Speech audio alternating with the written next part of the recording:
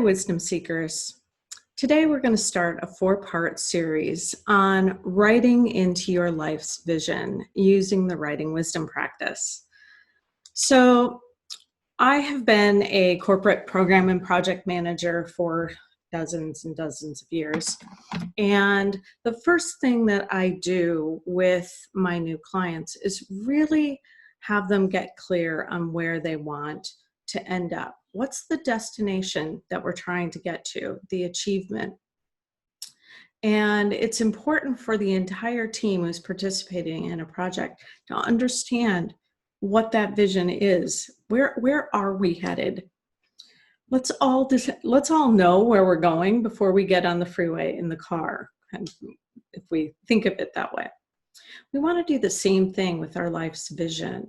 We want to get so clear on it that when we finish that vision and we look up and we're still in our life as it is today, we're almost surprised by it.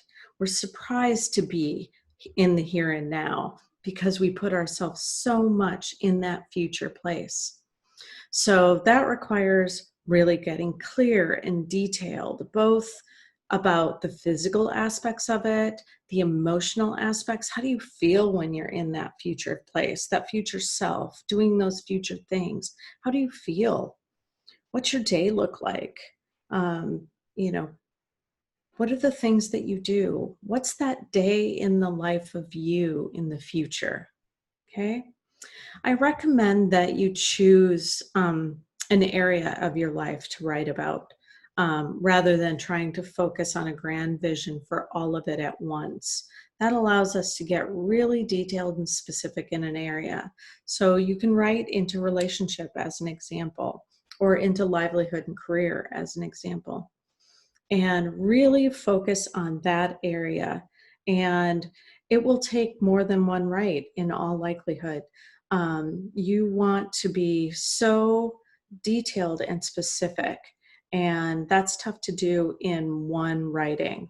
So I will choose an area of my life and write into it over and over and over again a few times until I get so grounded and so real about it that all of it feels like it already exists.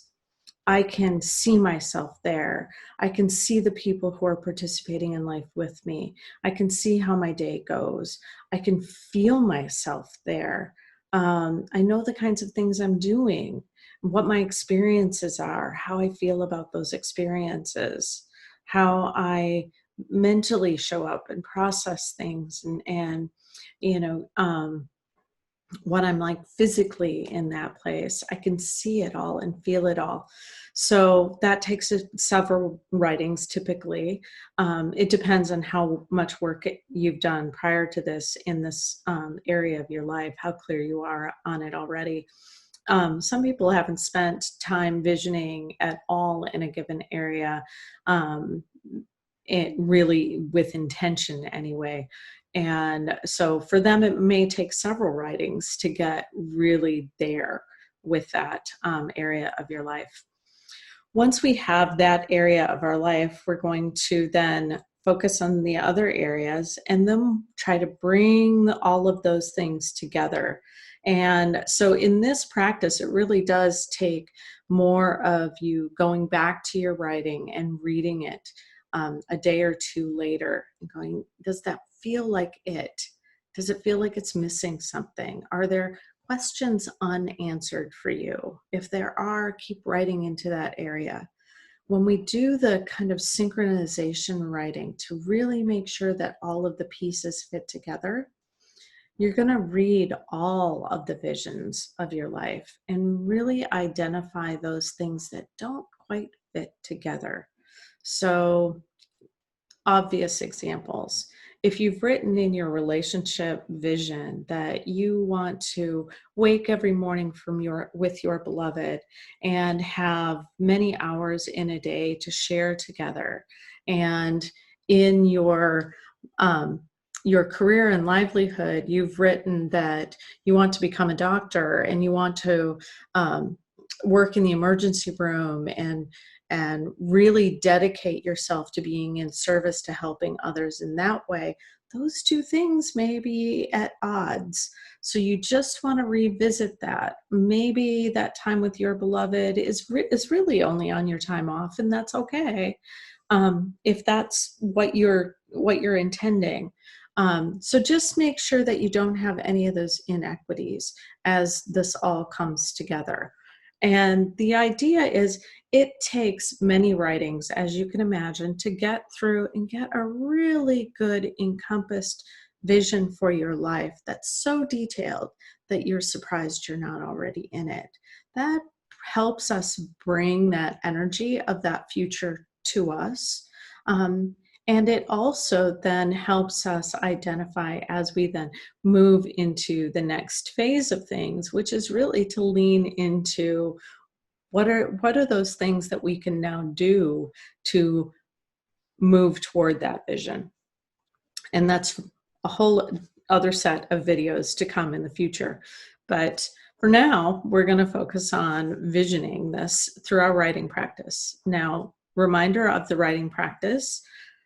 Writing wisdom, stream of consciousness, writing practice, you'll need pen and paper, quiet space, 15 minutes.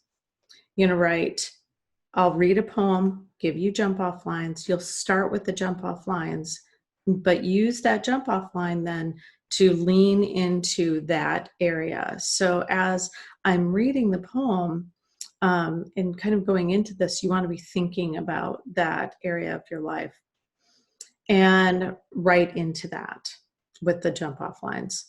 So you want to write what comes. You want to write really fast so you write past your critical mind. You don't want that mind to pop in and say, no, not that word. This other word will sound better. It doesn't matter. You need the intention and the energy behind the word that's coming. There's wisdom in that, particularly when you go back and read it. Later on, if you want to clean it up and change the words after you've read them and really felt the feeling of them as they were, as they came, then by all means. But I really want you to have that feeling of those words as they're coming. That's so important. So, right, what's coming is wanting to go onto the page. It's what your inner wisdom is wanting to tell you, but you want to be writing really fast past that critical mind. Okay? We're going to write to a poem today called Permission Granted. So hold that. I have all the permission I need in this area of my life to have what I want. Okay? Permission Granted by David Allen Sullivan. You do not have to choose the bruised peach or misshapen pepper. Others pass over. You don't have to bury your grandmother's keys underneath her camellia bush, as the will states. You don't need to write a poem about your grandfather coughing up his lung into that plastic tube, the machines wheezing, almost masking the kvetching sisters in their Brooklyn kitchen. You can let the crows amaze your son without your translation of their cries.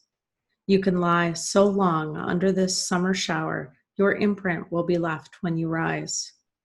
You can be stupid and simple as a heifer. Cook plum and apple turnovers in the kitchen. Cook plum and apple turnovers in the nude. Revel in the flight of birds without dreaming of flight. Remember the taste of raw dough in your mouth as you edged a pie. Feel the skin on things vibrate. Attune yourself. Close your eyes. Hum. Each beat of the world's pulse demands only that you feel it. No thoughts, just the single syllable yes. See the homeless woman following the tunings of a dead composer? She closes her eyes and sways with the subways.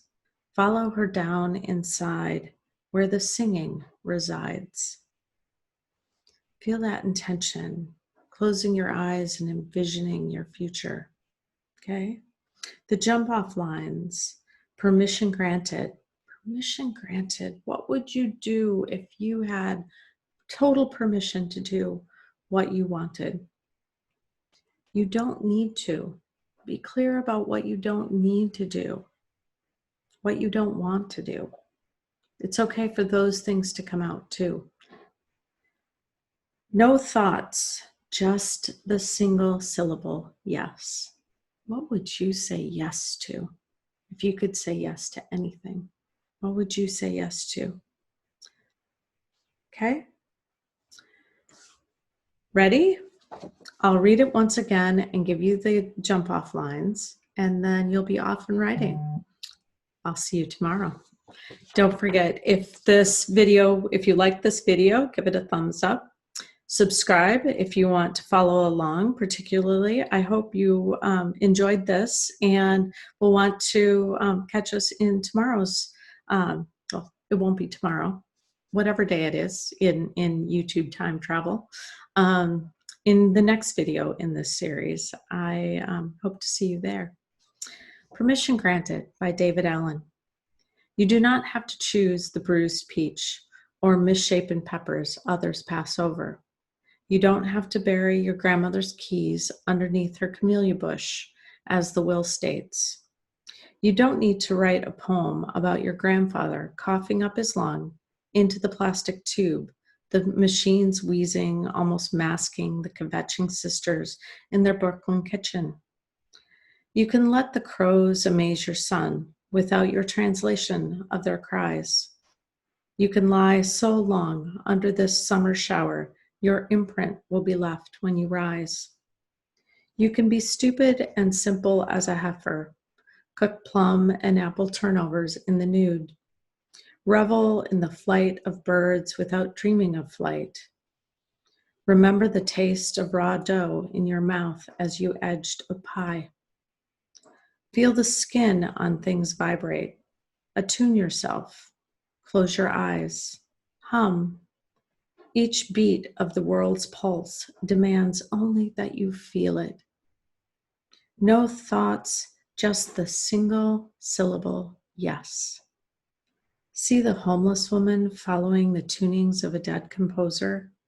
She closes her eyes and sways with the subways. Follow her down inside where the singing resides. What sings in you?